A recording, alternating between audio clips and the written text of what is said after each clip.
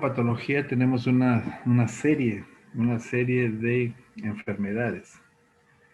Una serie de enfermedades, las cuales, pues, algunas pueden ser de origen congénito, generalmente incompatibles con la vida, otras son adquiridas. De las adquiridas, obedece a un sinnúmero de causales, ¿no? Pueden ser de origen infeccioso, causa viral, puede ser de causa bacteriana. Antes había mucho la tuberculosis, ¿no? Tuberculosis incluso cerebral. Hace 30 años, pues imagínense, el neurocirujano peruano, el doctor Esteban Roca, operaba pues cantidad de pacientes por parásitos, ¿no? Y pues un neurocirujano renombrado, imagínense, ¿no? Cómo va cambiando la medicina. Hoy en día, pues ustedes saben que, por ejemplo, esto ya por cisticercos, las neurocisticercosis ya no se ven, pues, ¿no es cierto? Y hoy en día, si hubiera algún paciente, porque lamentablemente todavía se puede encontrar, casos raros realmente, pero todavía se puede encontrar. Hoy en día, pues, el tratamiento es médico nomás, ¿no? Entonces, imagínense toda esa experiencia basada para su momento. Ya después prácticamente desapareció la enfermedad y por lo tanto el procedimiento de tratamiento. Igual pasó, por ejemplo, con unos tumores de la hipófisis. Antes se exploraba, incluso se desarticulaba la mandíbula y se llegaba a la base del cráneo y por ahí se abordaba. Por ejemplo, el prolactinoma, que era uno de los más frecuentes. Sin embargo, hoy en día es historia. El prolactinoma también es de tratamiento médico. Y tenemos otros tipos de enfermedades que obedecen a que en el sistema nervioso central, pues esto puede ser el punto de llegada de alguna enfermedad que comprometa en forma sistémica y que por ende, pues también en el sistema nervioso se sufren las consecuencias de esto, como son las situaciones de isquemia, de infarto cerebral, ¿no? La situación de isquemia ya hemos visto ya cuando hemos tratado las enfermedades cardiovasculares. Se da pues como consecuencia de una obstrucción, ¿no es cierto? De una obstrucción a nivel arterial y la parte distal a la cual irriga, pues termina sencillamente sin irrigación. Por lo tanto, sin oxigenación, ¿no es cierto? Sin oxigenación y esto termina necrosándose. Entonces en la isquemia e infarto tenemos nosotros mecanismos de lesión hipóxica e isquémica, ¿no? Entonces, como estaban diciendo, la lesión hipóxica provoca un aporte energético insuficiente. Entonces, las reservas metabólicas acá de las neuronas son pequeñas, por lo que rápidamente son sensibles a un daño ante la privación pues, energética, ante la privación de los nutrientes que le debe llegar. Estas situaciones, por ejemplo, se pueden dar cuando hay una falta de oxigenación sanguínea, ¿no? Por ejemplo, en insuficiencias respiratorias graves, en asfixias, de repente por exceso de CO2, ¿no? O de repente por intoxicación con monóxido de carbono. Falta de flujo sanguíneo, que puede ser de una zona focal, por lo tanto, una región del cerebro comprometido o dañado, o también puede haber un compromiso generalizado. Y situaciones de hipoglicemia intensa, por ejemplo, donde definitivamente pues, hay una privación energética del tejido nervioso. La falta de sustratos energéticos va a producir la muerte de las neuronas. Y como le dije, las neuronas pues más vulnerables son las células gigantes del hipocampo, ¿no? Y la de la corteza cerebelosa. La corteza cerebelosa viene a ser el Purkinje. Recordarán ustedes que en el cerebelo tenemos tres estratos, ¿no es cierto? El estrato molecular, granuloso y la célula de Purkinje, ¿no? Entonces, esas células justamente las más grandes, que son las células de Purkinje, que están en medio de las dos capas, son las que son más sensibles a estos cambios de la falta de sustratos energéticos. La paralización irreversible del flujo sanguíneo produce infarto cerebral también en el territorio irrigado por una arteria implicada. Esto, por ejemplo, en caso de isquemia por trombosis de repente, ¿no? Un fenómeno importante en la lesión isquémica es la activación de receptores de glutamato que permite la entrada incontrolada de calcio a las neuronas, lo que provoca la muerte celular por toxicidad ¿no? Hay una excitación aumentada, pero tóxica, denominador común de muchos tipos de muerte emocional. Las enfermedades cerebrovasculares se dice que es la tercera causa más frecuente de muerte en países occidentales. Y el síntoma más frecuente en un episodio repentino de déficit neurológico se denomina ictus, que es producido en la mayoría de los casos por una hemorragia o por un infarto cerebral.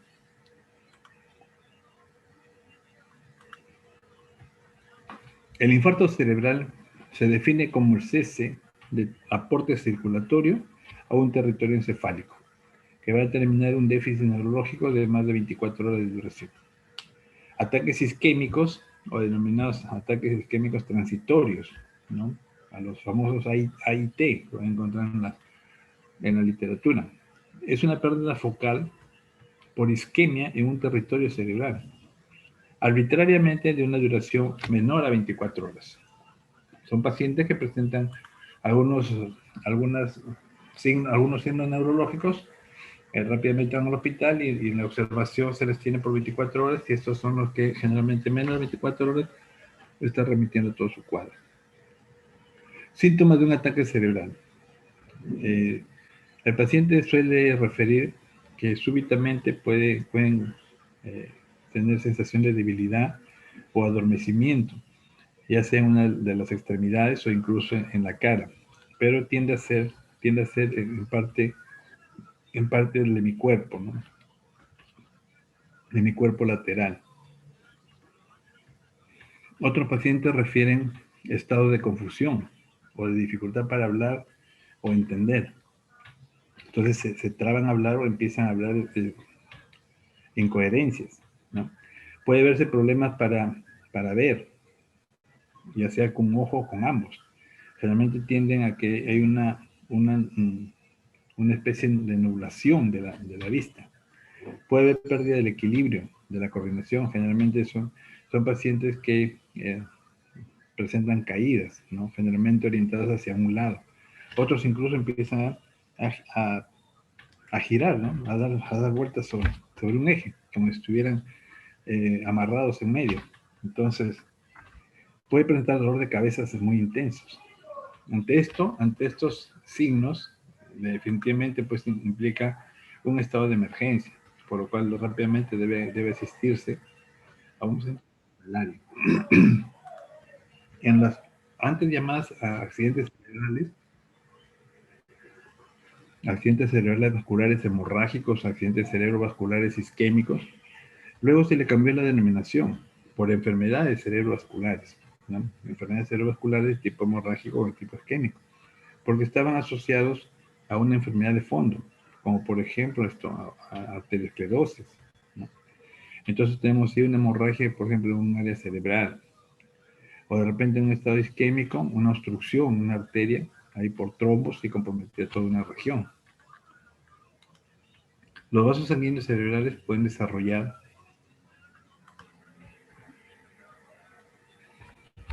ateromas, arterias cerebrales principales, una arteria basilar, por ejemplo, ¿no? Las principales complicaciones del ateroma son justamente el desprendimiento de estos y la formación de trombos. O también es que, ya ustedes saben que el endurecimiento de las paredes arteriales hace que la arteria pierda esa capacidad pues, de...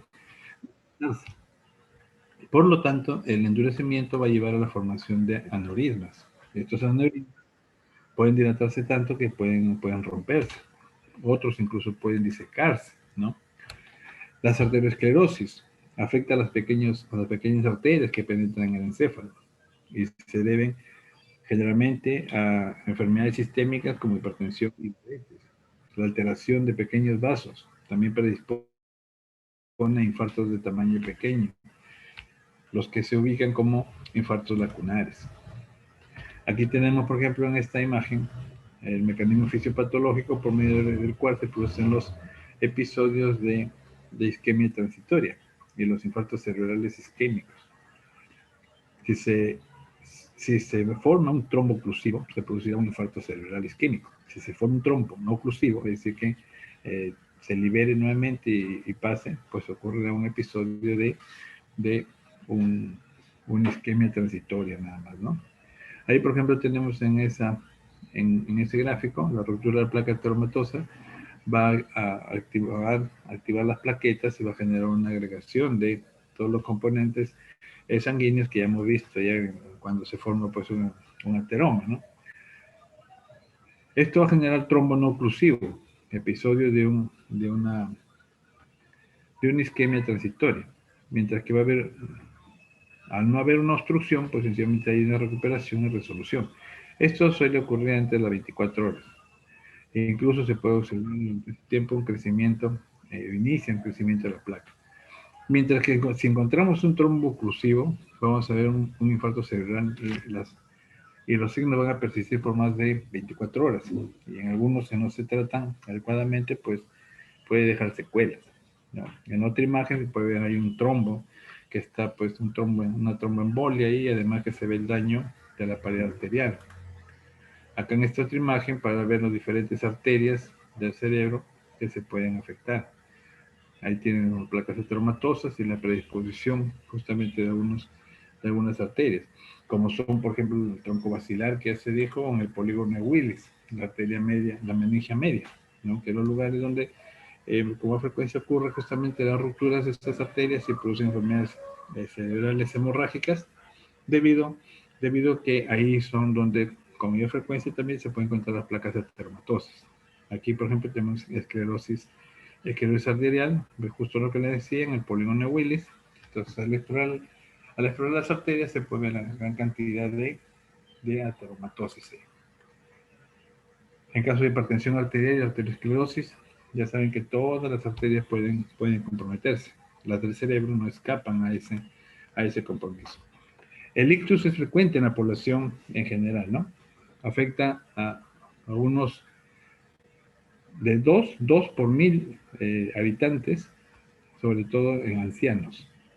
El diagnóstico clínico de ictus se define como una instauración brusca de déficit neurológico focal, no traumático, que puede producir la muerte. Entonces aquí no hay asociado el hecho que se haya caído, ¿no? De repente, producto del ictus, más bien el paciente sufre una caída y va a agravar el cuadro. Por eso debe tenerse mucho cuidado al hacer el diagnóstico diferencial. Las causas pueden dividirse en dos grupos principales. Las isquémicas, en 85%, secundarias a infarto cerebral, y las enfermedades hemorrágicas, cerebrovasculares hemorrágicas, que obedece a un 15%. Y esto también tiene que ver con la edad, ¿no? Las isquémicas generalmente se dan en pacientes más jóvenes, mientras que la hemorragia en pacientes por encima de los 60 años. Hay 4 tipos de ictus isquémicos: las enfermedades de los grandes vasos, que producen infartos regionales. Los principales mecanismos acá son embolismos y trombosis de arterias cerebrales importantes. Los infartos van a corresponder a los territorios de estas arterias y sus ramas, justamente. Mientras que también encontramos enfermedades de los pequeños vasos, ¿no? Que producen microinfartos, conocidos como los infartos lacunares. Acuérdense que justamente los pequeños vasos son los responsables de producir hipertensión arterial. A su vez, la diabetes mellitus también daña justamente los pequeños vasos, ¿no? Y las arteriolas. Las principales localizaciones son la protuberancia y los ganglios basales. Los infartos venosos producen necrosis hemorrágica, secundaria a trombosis de uno de los senos venosos cerebrales principales. Y la isquemia global, que produce necrosis neuronal diseminada y puede originar necrosis cortical laminar, ¿no? Aquí en estos gráficos se desglosan las diferentes arterias y cómo se pueden comprometer cada una de estas, ¿no? Ahí pueden ver el polígono de Willis, el tronco basilar, que son las que con más frecuencia se afectan. Ahí tienen la arteria basilar con una trombosis bien marcada. O acá, situaciones ya más amplias de hemorragia, ¿no? Donde se puede afectar ahí la parte superior del cerebro, comprometiendo el lóbulo temporal o parietal ahí. Aquí también, lóbulos temporales ahí, temporoparietales. ¿Y cómo vamos a ver nosotros la lesión? Frente a una zona de hemorragia, vamos a ver vamos a ver tejido necrótico, hemorrágico, ¿no? E inflamatorio, tipo leucocitario y polimorfo nuclear, que rápidamente van a salir, pues, como respuesta a esta hemorragia que está presentando. Ahí podemos ver la necrosis, ¿no? Necrosis y hemorragia de un infarto cerebral reciente. Algunos pacientes, por no decir la mayoría, no sobreviven a este grado de daño. Algunos es como si dice fulminante, ¿no? Es tremenda la hemorragia que puede presentar y no da opción ni da tiempo para poder llevarlos a algún lugar. Aquí tenemos, por ejemplo, los infartos cerebrales, ¿no? Nótense ahí la zona de necrosis, noten la simetría, ¿no? Miren la simetría de ambos hemisferios. Esto se puede visualizar pues si estuviera en vida en una tomografía, en una resonancia, ¿no es cierto? Y ya nos da ciertas características de que aquí hay un problema de isquemia. O acá en la parte inferior, miren ahí, por acá está el lóbulo frontal, ¿no? Ahí tienen las cintillas ópticas, ¿no? Ahí tiene la protuberancia, ahí tiene el quiasma óptico, el lóbulo occipital, corren zona de hemorragia en un infarto occipital, ¿no? Aquí un infarto cerebral de la arteria cerebral media. Miren ahí todo el área que compromete. Y aquí vistos algunas trombosis a nivel de las arterias meníngeas, ¿no? En la parte superficial. Aquí en esta otra imagen, miren cantidad de trombos, ¿no? Entonces ahí hay una tromboembolia masiva, pues, ¿no? En estos casos esto se acompaña de tromboembolismo pulmonar, ¿no? Generalmente zonas del organismo se dispara la trombosis para toda parte del cuerpo. Ya cuando llegan al cerebro, a veces ya el daño ya está dado a nivel pulmonar. Los infartos regionales de mayor tamaño dejan espacios quísticos, ¿no? Como hemos podido ver ahí en la imagen, llenos de líquidos rodeados por gliosis, o sea, la destrucción del tejido neuronal, ¿no? Rápidamente, pues la glía está tratando de limpiar toda esa área. Los infartos cerebrales pueden producir la muerte por tumefacción y provoca herniación y compresión del tronco del encéfalo. Ya hemos hecho mención de que lamentablemente pues en la cavidad craneal cualquier situación que produzca un aumento en la presión intracraneana lamentablemente va a poner en riesgo la vida del paciente. ¿Por qué? Porque no haber a dónde se expanda, ¿no? Porque el cráneo es sólido. Entonces toda la fuerza que puede haber ahí va a ir dirigida hacia el agujero occipital. Y en el agujero occipital ustedes saben que está la protuberancia, ¿cierto? Por lo tanto, se va a producir ahí la herniación, se va a producir ahí el colapso y un paro respiratorio por enclavamiento de la protuberancia sobre el agujero occipital. Entonces, cualquier situación puede ser un edema, ¿no? Un edema alcohólico de repente, ¿no? Una persona que nunca estuvo acostumbrada a ingerir alcohol y hace una mezcla terrible, ¿no? Se ha podido ver en casos accidentales, a veces en jóvenes que están terminando pues una etapa de su vida, de contentos, se meten en una borrachera, nunca toman en su vida y por ahí nos faltan pues los que tienen experiencias en semejantes mezclas después de producir un edema cerebral y muerte. Entonces es de bastante cuidado. Por eso que, por ejemplo, una enfermedad de insuficiencia renal terminal, por ejemplo, ¿no? En que no se haga pues su hemodiálisis, no se haga su hemodiálisis o su diálisis continua peritonal ambulatoria, sencillamente pues va a tener tanto sustancia tóxica en su organismo, ¿no? Que va a llevar a la producción de un síndrome urémico. Al final eso que va a producir en el cerebro, igual va a producir un edema, y el edema va a llevar a la muerte. Ni que hablar de los tumores, ¿no es cierto? Todo tumor en el cerebro, en la cavidad endocraniana, todo tumor se comporta como si fuera maligno. Ese Es un detalle, ¿por qué? Porque no hay espacio donde puede expandirse. ¿Ya? Tener presente eso. Bueno, los infartos regionales de mayor tamaño dejan espacio quístico, ya habíamos mencionado, y los infartos cerebrales grandes pueden producir la muerte por tumefacción, ¿no? Que provoca la herniación y la compresión justamente del tronco encefálico, principalmente por tolerancias. Aquí ven el infarto de la pared ventricular lateral derecho. Miren ahí. Miren, hay otra zona de hemorragia. Parece mentira cómo rápidamente se empiezan a necrosar, ¿no? Acuérdense que en el cerebro pues se da un tipo de necrosis licuefactiva, ¿no? Entonces, mira acá. Este es un infarto antiguo. Probablemente este es un paciente que estuvo hospitalizado pues por varios meses, ¿no? Como consecuencia de este infarto y después pues sufrió otro infarto y terminó muriendo. Miren aquí estas cavidades, cómo están totalmente dilatadas, ¿no? Normalmente no se ve así. Aquí en esta otra imagen, un infarto antiguo del cerebro también. Esto generalmente va asociado a pacientes pues, que prácticamente están ahí entubados e incluso están con muerte cerebral, ¿no? Muerte cerebral, así podemos encontrar zonas de regular extensión ya isquémicas y donde el paciente pues ya no tiene ninguna posibilidad de reversibilidad, ¿no? Aquí un infarto antiguo cicatrizado. Ya saben ustedes que la glía es la que empieza ahí a reparar toda la parte dañada, empieza a rellenar ahí prácticamente.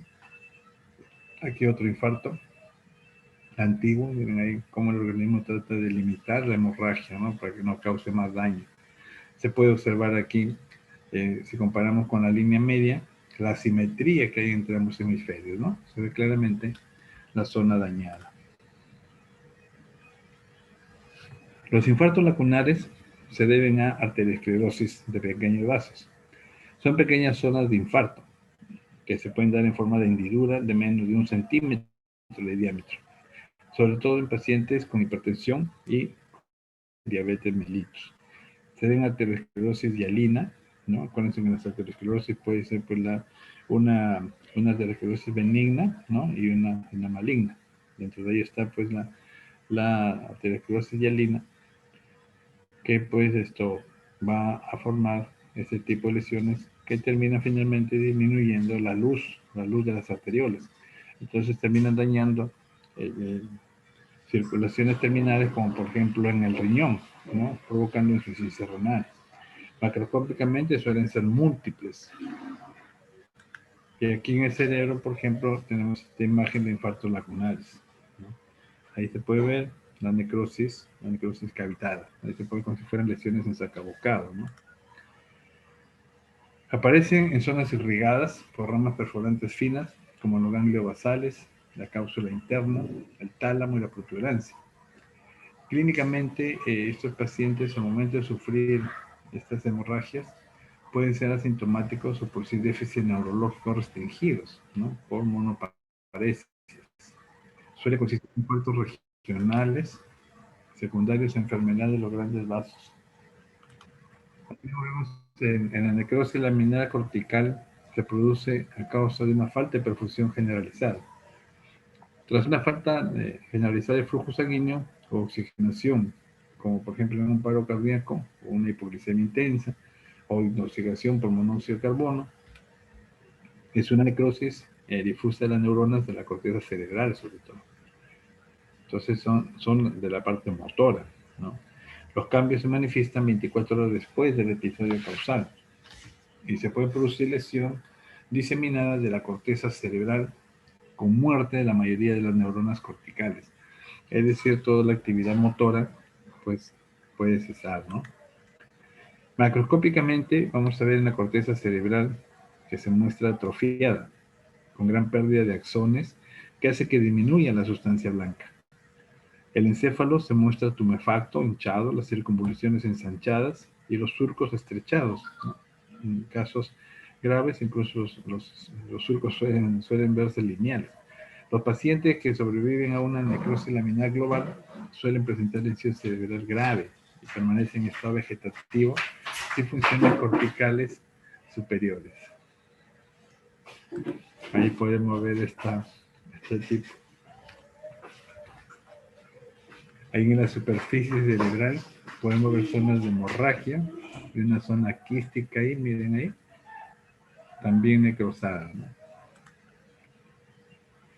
Aquí, por ejemplo, podemos encontrar una necrosis cortical y ahí justo en la parte medial e inferior hacia los ganglios basales del tronco cerebral. Miren la simetría que hay entre ambos hemisferios, ¿no?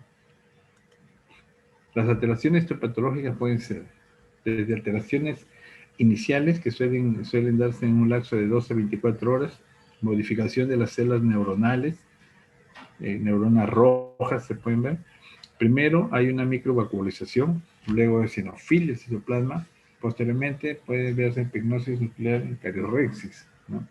Ruptura de los núcleos y luego ruptura celular, ¿no? Lesiones similares posteriores a los astrocitos y oligodendrobia. Las alteraciones subagudas pueden notarse ya de 24 horas a 2 semanas.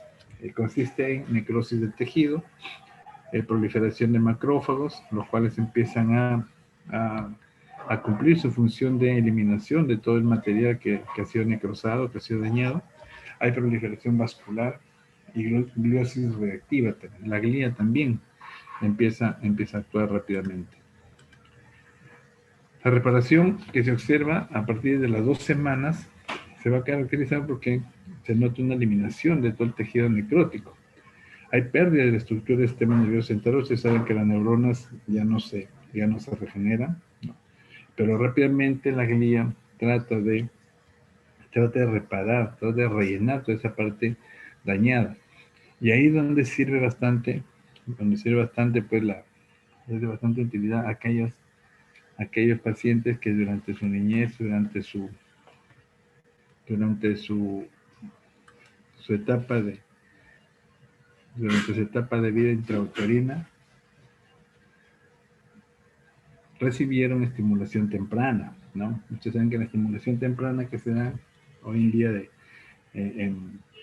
bastante empleada, no es con el fin de que el niño pues tenga mayor número de neuronas, ¿no? Sino la utilidad de la estimulación temprana es que aquel niño o aquel recién nacido o aquel feto que todavía está en el vientre materno tenga la mayor posibilidad, o sea, la mayor formación de sinapsis, ¿no? Que entre cada una de sus neuronas, si habían 3 sinapsis, pues se formen 8, 10. En eso consiste. Y eso sirve para cuando hay zonas dañadas, ¿no? Cuando hay zonas dañadas, pues la mayor cantidad de sinapsis van a servir como un sistema de puentes. Van a servir como un sistema de puentes y por lo tanto puede menguar el daño que pueda dejar pues una zona que ha sido expuesta o ha sido sometida o ha sufrido el efecto pues de una isquemia por una hemorragia, como estamos viendo acá, ¿no? Entonces, en la corteza cerebral, la pérdida neuronal y la gliosis dan lugar a una destrucción desigual del neocórtex. Va a haber preservación de algunas capas y afectación de otras, en un patrón que se le da nombre de necrosis, ¿no? que es pseudolaminar. Aquí encontramos una necrosis cortical, por ejemplo, en arteriosclerosis. Miren ahí la parte de la corteza. Y noten el engrosamiento también de las arterias, ¿no? Miren ahí. Y por acá se puede notar infarto antiguo, ¿no? Zonas un tanto fibrosadas, que en este caso está por la glía, pues, ¿no? Ahí pueden ver. Aquí igualmente, miren, apenas se ven algunas neuronas y el resto es glía, la que está alrededor, ¿no? Con algo de tejido conectivo. Igualmente acá, células gliales. Y miren acá la pared del infarto. Predomina células gliales en esta zona. Por acá todavía células inflamatorias, ¿no? Y la necrosis. Esto es acá. Por aquí todavía algunas células sobrevivientes. Escasas neuronas, más que todo células gliales. Y por acá la zona de necrosis licuefactiva propia del tejido cerebral. Ahí se pueden ver células granulosas, hay adiposas incluso, miren ahí, de microglía en un área de infarto. Y acá en esta otra donde se puede ver algunas neuronas, miren ahí, algunas células gliales, algunos neutrófilos y la necrosis Aquí ve una neurona ya necrosada, miren. Acá también ve sin núcleo, ¿no? Y ahí, como ven, todavía se ven algunas células gliales que conservan su núcleo, ¿no? Otras ya están pues en isquemia, ya están en necrosis. Acá igualmente, miren, son las necrosis, algunas células eosinofílicas que se ven. Y por acá ven las zona de necrosis y ven los vasos sanguíneos, ¿no? Ahí se puede ver engrosamiento de las paredes arteriales. Y como ven, hay zonas de necrosis lipofactiva con algunas células adiposas por ahí. Ahí también tiene un infarto lagunar, toda la zona de necrosis. Y donde se ven algunos macrófagos que ya están llegando a tratar de eliminar esa hemorragia que se había formado ahí. Aquí miren esta criba alrededor de las pequeñas arterias. Es un espacio que se ve al perivascular, que se ensancha justamente por la atrofia, ¿no? Por la atrofia que está sufriendo el tejido cerebral que está alrededor. Como esto se retrae, ¿no? Entonces deja ahí un espacio. Y aquí miren, la atrofia granular del cerebro, ¿no? Entonces al encogerse el parénquima cerebral se hace más pronunciado los surcos, ¿no es cierto? Los surcos y comisuras, los surcos, las fisuras. A lo largo del territorio limítrofe superficial se ve un aspecto granuloso de la corteza en esta parte. Aquí en esta otra, miren, zonas de hemorragia, ¿no? Con isquemia. Acá miren la simetría de estos dos hemisferios. Ahí se puede ver un infarto reciente de una semana de todo el territorio de la arteria cerebral media derecha, ¿no? Superficial y profunda. El territorio comprometido todavía muestra tumefacción, ¿no? Se haya reblandecida esta zona. Acá al otro lado, miren ahí, un infarto antiguo también, cavitado, esta zona.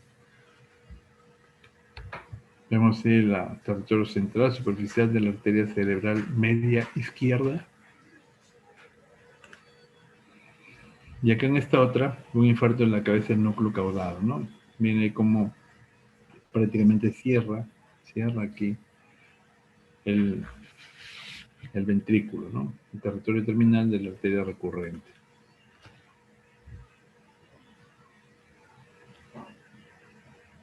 Bien, ahora vamos a ver algunas de los hematomas que se forman dentro de la cavidad intracraneal, teniendo en cuenta los diferentes espacios que, que, que se notan desde el cráneo hasta el cerebro.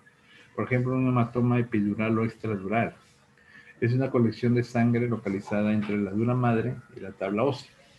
La causa principal son los traumatismos. El vaso comprometido suele ser la arteria meningia media. La localización más frecuente es la región temporal, ¿no? Y obviamente pues necesita una evacuación de inmediato, porque como ya les dije, cualquier enfermedad que haga un síndrome de masa, ¿no? Va a llevar pues a la muerte del paciente por enclavamiento de la protuberancia en el agujero occipital. Por eso rápidamente tiene que ser evacuado. Y la mejoría es sorprendente. Son pacientes que llegan en coma, son pacientes que llegan con signos neurológicos bien marcados. De repente no hablan, tienen la visión alterada, no pueden mover su cuerpo, no sienten parte de su cuerpo. Sin embargo, se les evacúan rápidamente el sangrado y espectacularmente al día siguiente está como si no hubiera pasado nada, ¿no? Ahí miren esa hemorragia, ¿no? Con semejante coágulo que está encima de la meninge, ¿ya? Ahí tenemos un hematoma subdural que se localiza entre la dura madre y las adenoides. Se asocia a traumatismos o roturas de venas. Pueden hacerse crónicos provocando cicatrización. Y así es como podemos ver. Miren.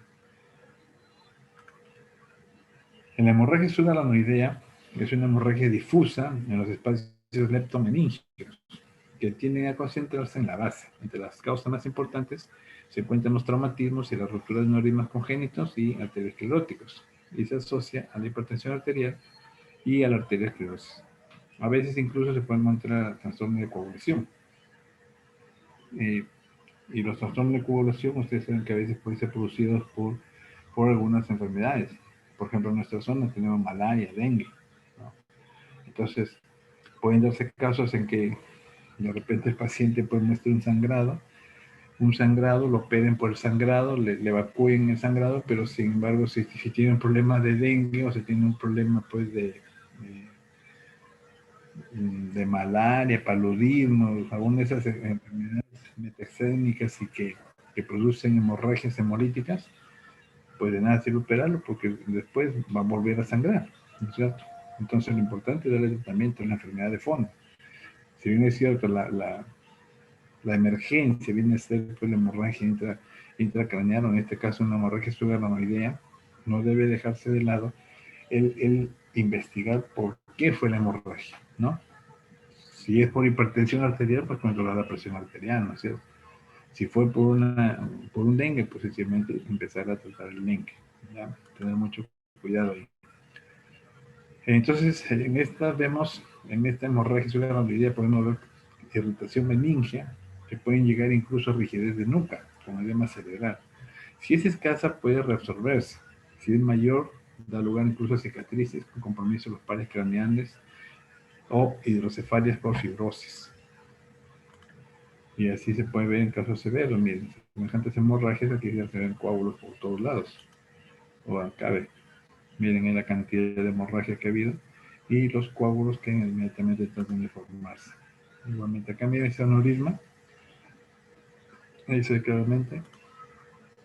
En hemorragia intracerebral, entonces la causa principal de hipertensión son la hipertensión arterial, traumatismos, puede haber tumores vasculares como angiomas, puede haber aneurismas disecantes rotos, leucemias, alteración de coagulación, neoplasias, vasculitis. Constituye toda una colección hemática, atención, que comprime, destruye las estructuras cerebrales vecinas. Y miren cómo, en este caso grave, miren, prácticamente ya ha roto acá todo lo que es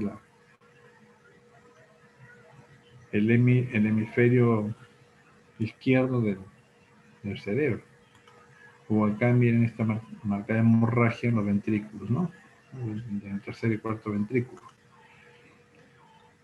Bien, tenemos también otra patología vascular que puede verse en malformaciones vasculares, ¿no? Las malformaciones pueden ser arteriovenosas y angiomas. Y aquí están pues los famosos aneurismas que de repente ustedes habrán escuchado, ¿no? Pacientes que nunca tuvieron nada o pacientes que de un momento a otro presentaron súbitamente cefalea, se desplomaron y quedaron, ya no levantaron. A veces de la necropsia se encuentra pues que de repente tenía un aneurisma ahí como consecuencia de una malformación arteriovenosa pues congénito, ¿no? Entonces ahí tenemos los aneurismas cerebrales, defectos en el desarrollo, la capa media. Esto también puede ser producido por aterosclerosis, también puede ser producido de forma adquirida, por si acaso, no todos son de origen congénito. También pueden ser provocados por infecciones bacterianas y por hipertensión arterial. Y ahí miren los diferentes aneurismas. Mire, esta persona prácticamente puede tener una suerte sorprendente, ¿no? Para que tenga 3 aneurismas, miren ahí. Y esto. Y como se puede ver al final, ninguno de estos ha reventado, ¿no? Ninguno de estos se ha roto. Se ha roto en algún otro lugar. Acá se ve intacto. Acá en esta otra imagen, miren ahí en este cerebro, la cantidad de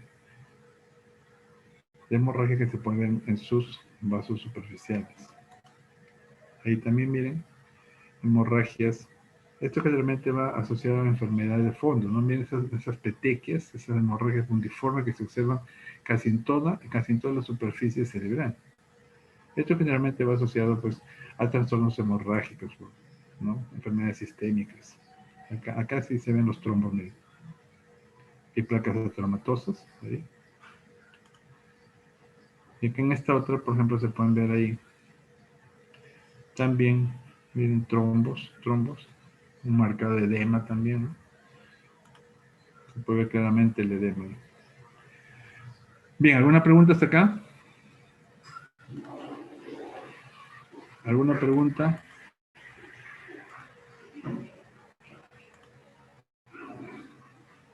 Con respecto a la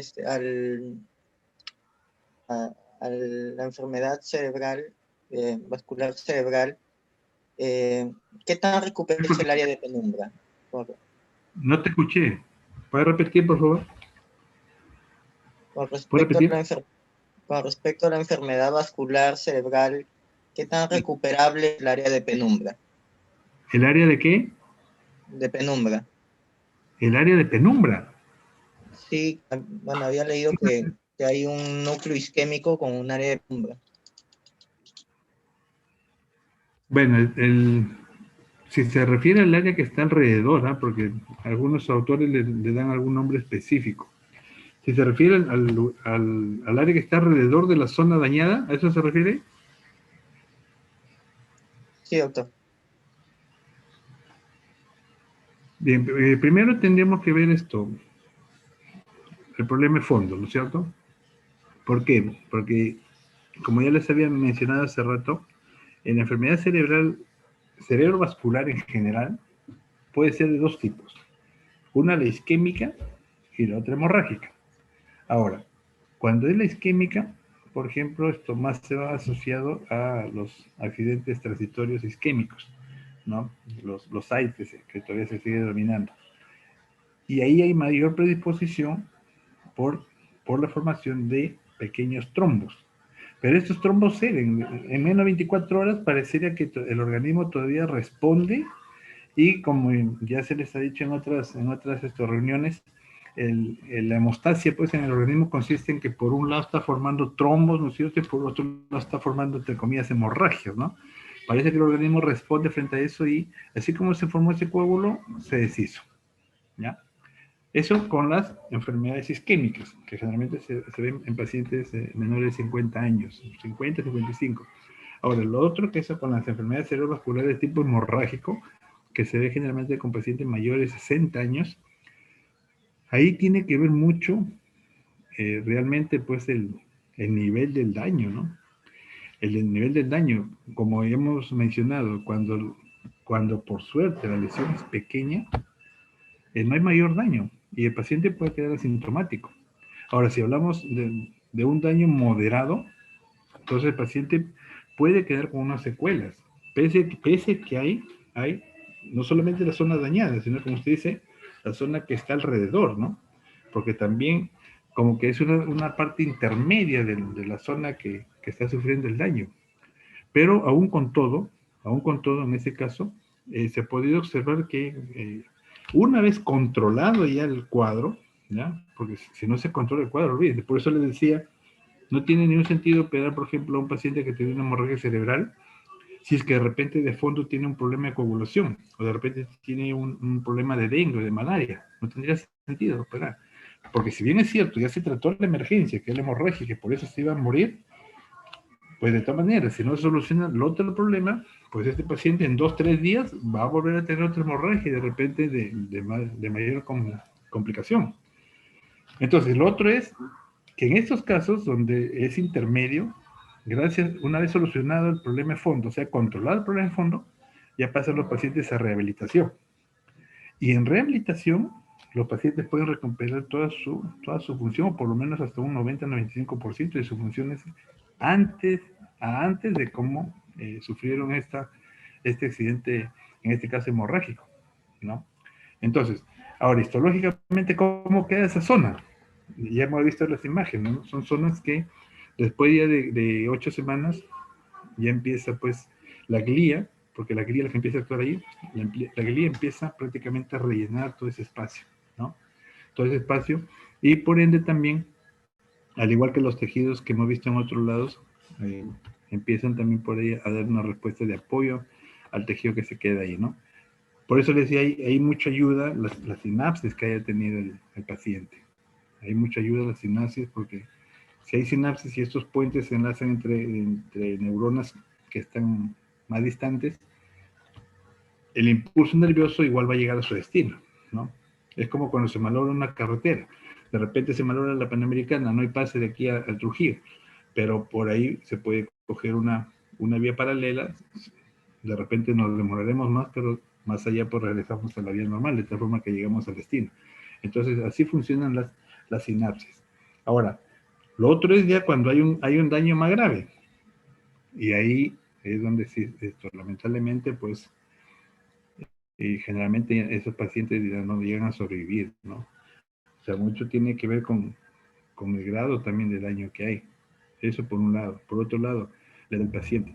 Por otro lado, el hecho de que se haya tenido, pues, esto de repente un cuadro anterior, ¿no? Entonces ahí en realidad hay que valorar muchas cosas. Por eso que siempre en medicina decimos, ¿no? Nosotros no vemos enfermedades, sino vemos enfermos, porque cada enfermo es un mundo distinto, ¿no? Y tenemos que aplicar a esa persona todo lo que podamos encontrar en él. Pero en general se tiene que ver mucho con el grado de hemorragia. Entonces, ¿cómo se puede determinar antes de, rápidamente con una tomografía, ¿no? Justo creo que les he comentado el caso ya de un colega docente, que incluso ahí de la San Martín, un colega microbiólogo. Miren, él padecía de hipertensión, pero controlada. Y parece que últimamente se había estado olvidando de tomar su medicación y él se va a comprar acá hasta al metro de Luis González con Elías Aguirre. Dice que entró por la puerta de la plazuela y de un momento a otro dice que sintió un mareo y se ha caído, no se acuerda más.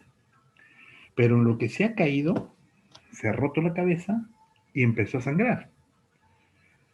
Inmediatamente lo han llevado de emergencia. Como era policía, lo han llevado de emergencia a la sanidad. En la sanidad rápidamente lo derivaron al Nansor.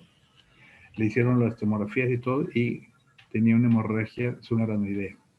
Miren, tenía una hemorragia subarachnoidea y ¿qué había pasado? Que había tenido una crisis hipertensiva. Entonces, llegando allá, le controlaron la hipertensión y lo operaron el mismo día, lo operaron. El mismo día, eso fue como a las 8 de la mañana, 8 o 9 de la mañana. Y el mismo día lo estuvieron operando como a las 11 de la noche. Quedó sin ninguna secuela.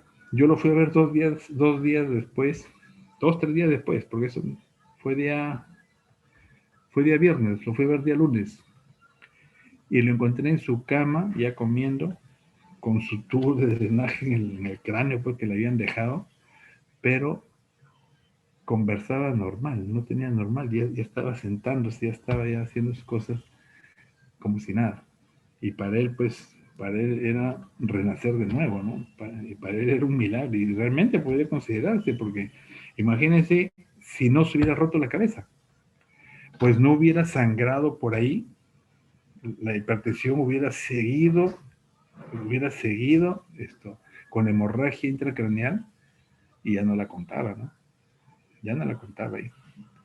Entonces, ahí depende mucho del el grado de esto, ¿no? Y como le dije, lo otro, si hay posibilidad de recuperación. ¿Alguna otra pregunta? ¿Alguna otra pregunta de esta parte?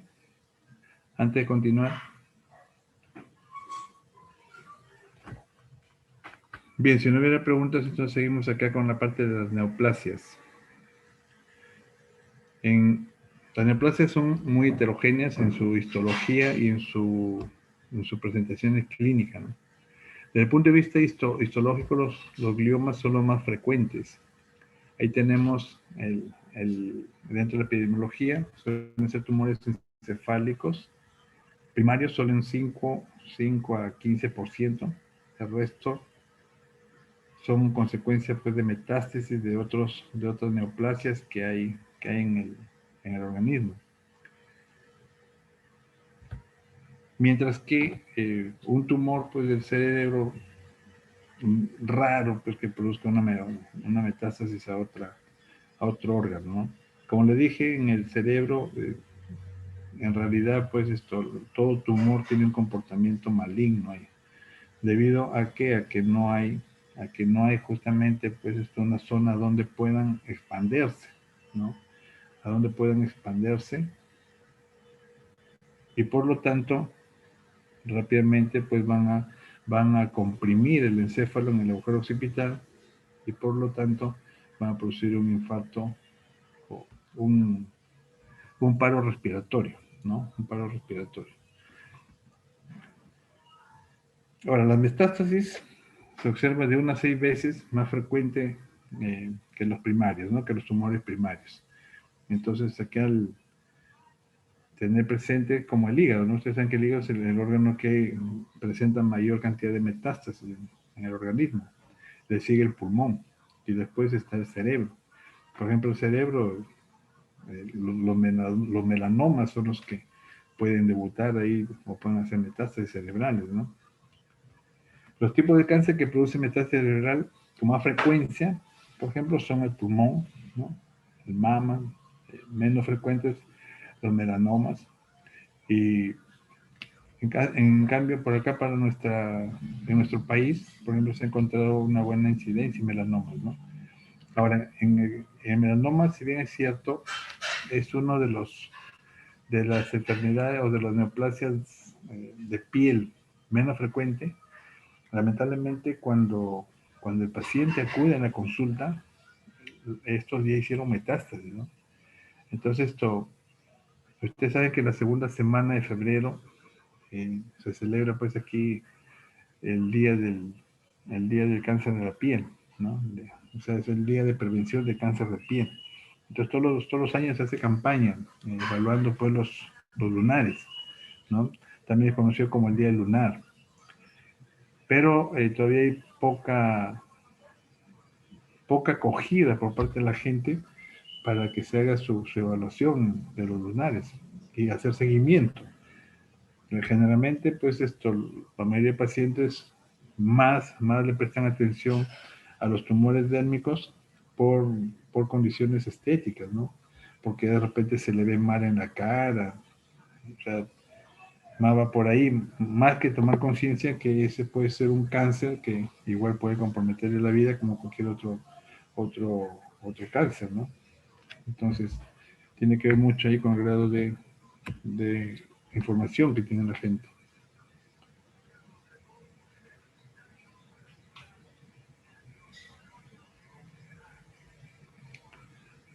Aquí, por ejemplo, tenemos en el cerebelo la, una, una metástasis de un adenocarcinoma, ¿no?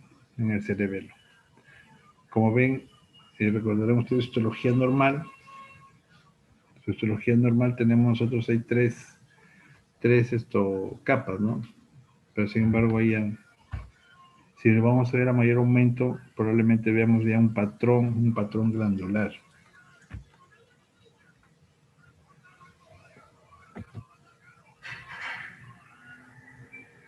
Aquí, por ejemplo, podemos ver, miren acá, o sea que se forman las glándulas, ¿no?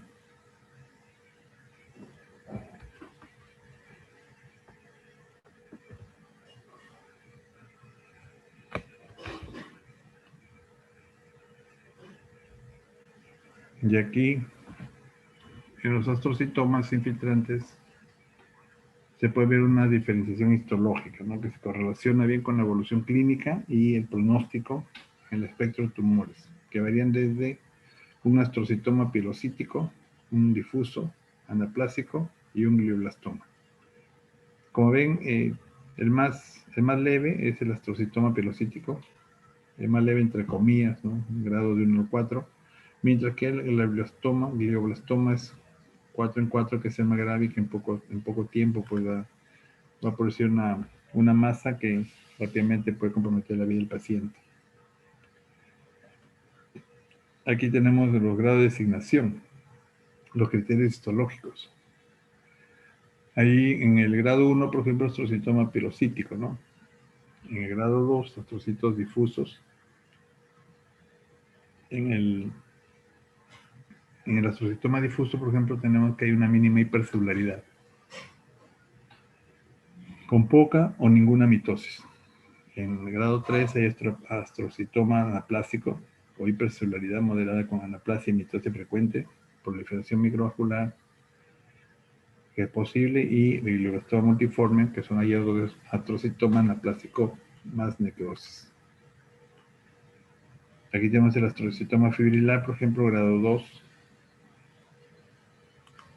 Miren la proliferación, o aquí, por ejemplo, está mayor aumento. Igualmente se puede ver un incremento en la celularidad glial, estas son glías, células gliales. Como se pueden ver ahí, hay pleomorfismo nuclear. Se puede ver ahí las fibrilaciones que se dan en este campo. Así vamos a ver ahí un tumor con una zona de transición entre un tejido normal a otras zonas con células ya de morfología distinta, ¿no? En los astrocitomas de alto grado frecuentemente puede haber mutaciones, ¿no? Y ahí incluso se puede identificar algunos cambios que se producen en el gen P53, en el PDGF2, que actúan más bien como receptores.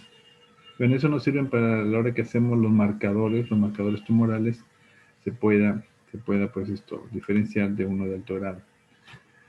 Aquí en esta imagen se observan numerosos gemestocíticos, células gemestocíticas con células eosinofílicas ahí, y donde se puede ver pues en este campo una eosinofilia citoplasmática bien marcada, ¿no? Entonces el patrón que sigue, un patrón lineal.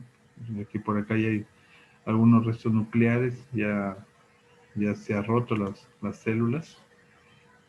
Y aquí ya estamos entrando en una neoplasia un poco más grave, ¿no? Nótense ahí las características atípicas que vean los diferentes tamaños, ¿no? Los diferentes tamaños ahí. Y acá, por ejemplo, esta célula que ya muestra pues un mayor grado de visibilidad.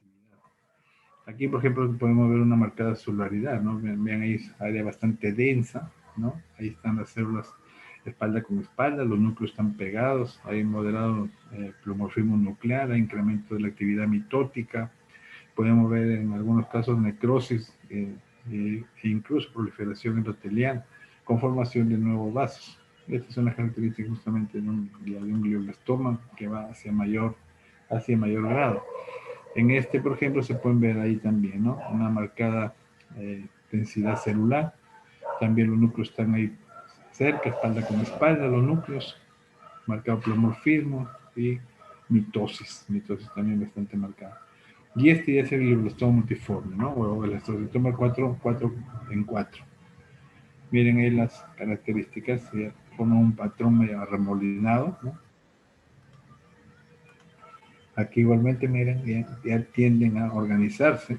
Hay un marcado pleomorfismo, células hipercromáticas, irregularidades nucleares y la semejante actividad mitótica, ¿no? Miren la diferencia de los tamaños y las formas celulares. Por acá vemos la presencia de necrosis, marcada necrosis, y justamente la necrosis y la hemorragia van de la mano pues con la mayor agresividad de los tumores, ¿no? Y se puede observar ahí otra agrupación de células periféricas que están distribuidos en empalizada. Aquí igualmente, a mayor aumento se puede observar aquí, son la necrosis, ¿no? Hay células en empalizada o pseudoempalizada, y se puede ver alrededor, pues, de la zona necrótica, algunas células tumorales. Acá igual, miren, zona de necrosis. Entonces, la mayor agresividad de un tumor va justamente con la hemorragia y la necrosis, ¿no? Y por acá tenemos, en el caso de la necrosis, también se observa, miren, ese patrón, ¿no? Que conforma aquí nidos prácticamente, pero unidos por un pedículo aquí fibrovascular prácticamente. Esto es lo que aquí se puede observar, pues esto. La distribución, hay necrosis, hay distribución de los núcleos haciendo una conformación pseudo-palizada, hay proliferación de células endoteliales. Son características ya de un glioblastoma. Se puede ver además las múltiples capas endoteliales e hiperplasia, va a resultar en hiperplasia endoteliales. Los cambios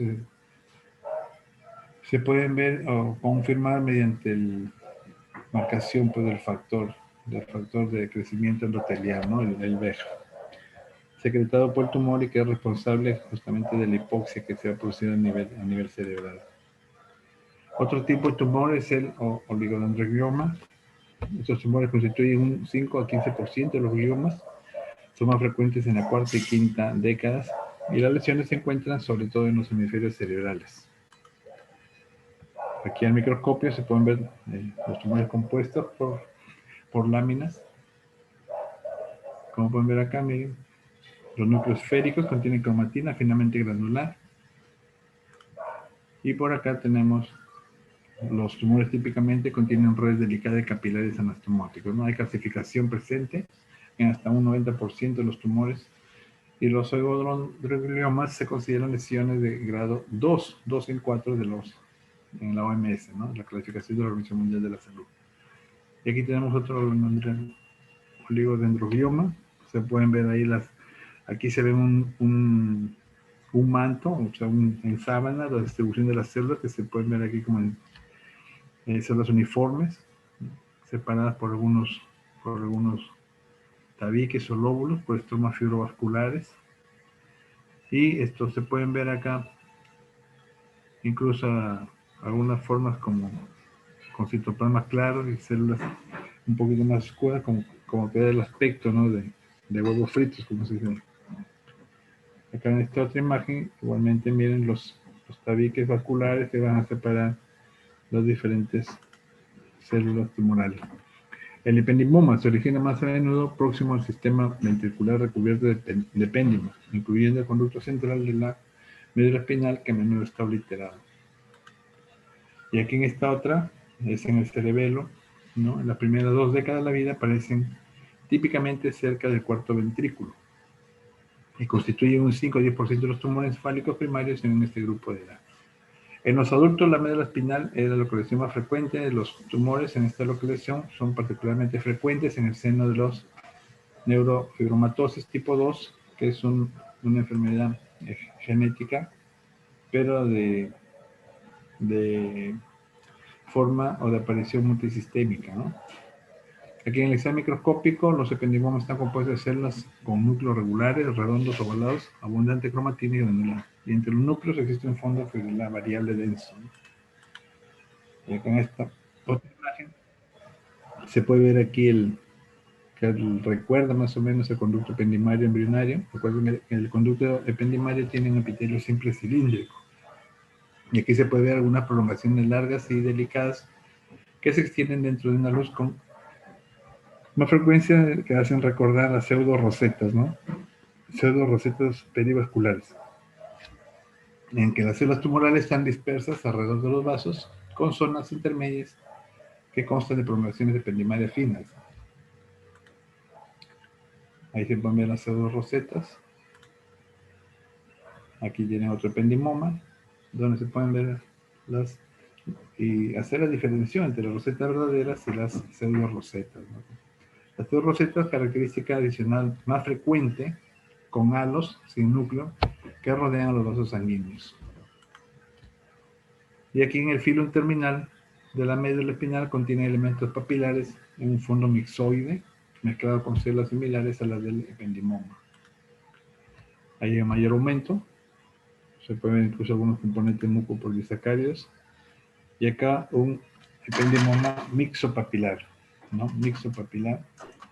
Ahí puede verse este material de aspecto mucoide, ahí se puede ver hemorragia, y por aquí algunas células formando un patrón sólido ahí. Acá también miren, forman especies rosetas, ¿no? Y aquí una arteria. Que mayor aumento, miren cómo se rodea alrededor de la arteria. Este es un ependimoma mixopapilar. Miren, ahí está el componente mucoide. Se caracterizan por el filum terminale y en el cono medular, donde se pueden ver estructuras papilares incluso, ¿no? Otras pueden notarse células que pueden ser cilíndricas, ¿no? Pero sin embargo acá miren, son el epitelio simple plano, ¿no? En el ependimo, el epitelio normal es un epitelio simple cilíndrico. Y rodean a un eje central de tejido conjuntivo y hialino acelular rico en vasos sanguíneos. Bueno, por aquí se puede ver el material mesoide alrededor. En el meduloblastoma, este tumor aparece predominantemente en niños y exclusivamente en el cerebro. En el examen microscópico es extremadamente celular con láminas de células anaplásicas, y las células tumorales individuales Aquí son pequeñas, con citoplasma escaso y núcleos hipercromáticos. Entonces hay poco citoplasma y núcleos hipercromáticos que frecuentemente están alargados o tienen una forma de media luna. Aquí podemos ver en esta imagen, las mitosis son abundantes y los marcadores de proliferación celular como el Ki67 se detecta un elevado porcentaje, ¿no? Ese marcador sirve para ver el grado de mitosis. El tumor puede expresar fenotipos neuronales, gránulos neurosecretores o las rosetas de Horner rural. Aquí tenemos otro medulloblastoma, donde se ve, es el segundo tumor más frecuente del sistema nervioso central en los niños. Y su localización más frecuente es en el cerebro, como ya se dijo.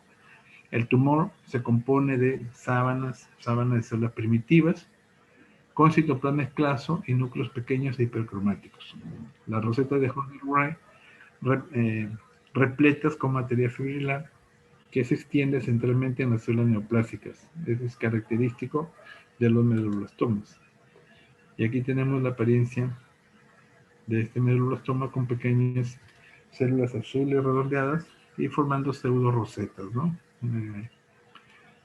Es un tipo de tumor neuroepitelial indiferenciado.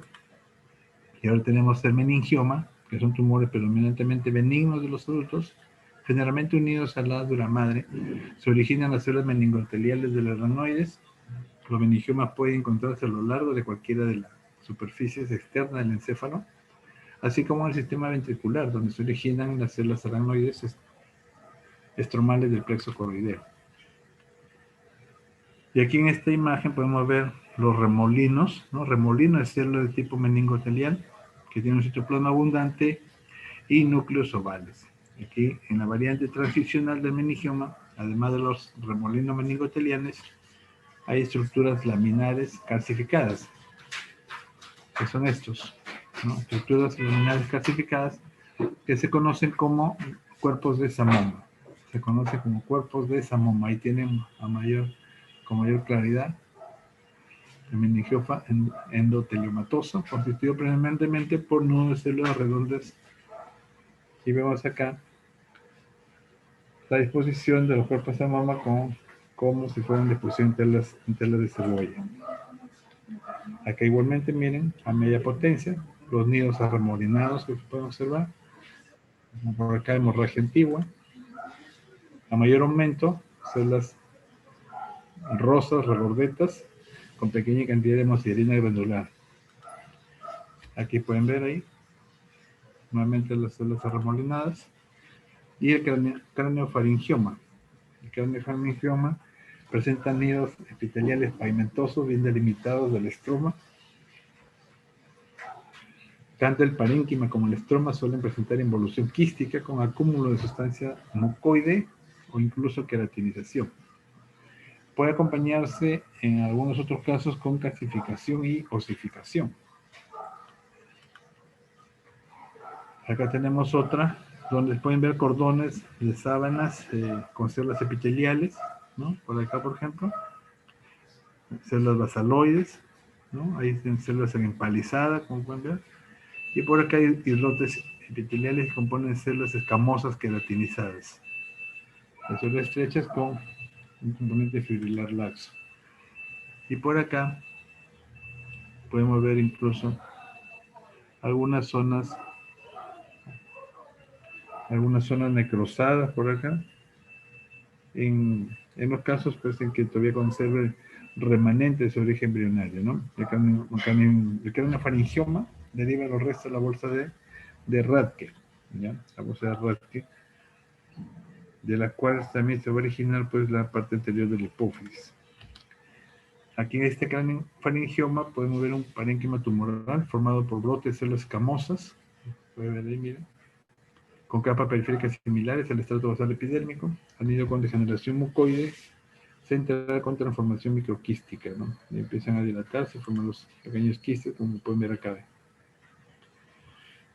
Bien. Ahí están todas las lesiones tumorales que queríamos presentar hoy día. A ver, a su compañero, con respecto a la pregunta de la penumbra, eso no se da en enfermedades cerebrales hemorrágicas. si más no recuerdo, eso se dan enfermedades isquémicas. Se dan enfermedades isquémicas y tiene que ver justamente con las que tienen poco tiempo, o sea, asociados a los de los accidentes isquémicos transitorios. Entonces se dice que son las zonas penumbra a esas zonas que están alrededor de la zona isquemiada y que, como ya se les dijo, ¿no? Esas duran menos de 24 horas.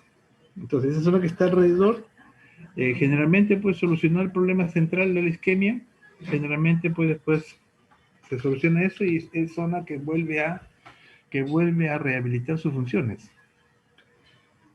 Eh, Tiene más o menos la misma explicación que cuando hablamos de infarto miocardio agudo y hablamos de que el tejido miocárdico tenía hasta una sobrevida de 30 minutos, ¿no es cierto? Y que la zona isquemiada, pues, si se llegaba a menos de 30 minutos, pues rápidamente se le podía recanalizar esa zona isquemiada del corazón y que toda la zona distante, pues, no sufría ningún daño y era como que si nunca hubiera tenido un infarto miocardio, ¿no es cierto? En este caso, los accidentes isquémicos transitorios, cuando es una lesión que va de menos de 3 a 4 horas, generalmente remiten por su cuenta, y esa zona de alrededor, esa es la que se denomina de penumbra, pero que recanalizado esas pequeñas arterias, sencillamente se restablecen tan igual como se restablece la circulación en el corazón y no pasó nada, ¿no? Esa es la zona de penumbra, pero tiene que ver con las enfermedades isquémicas, ¿ya? No es con las hemorrágicas, con las isquémicas es. Bien, ¿alguna otra pregunta? ¿Alguna otra pregunta?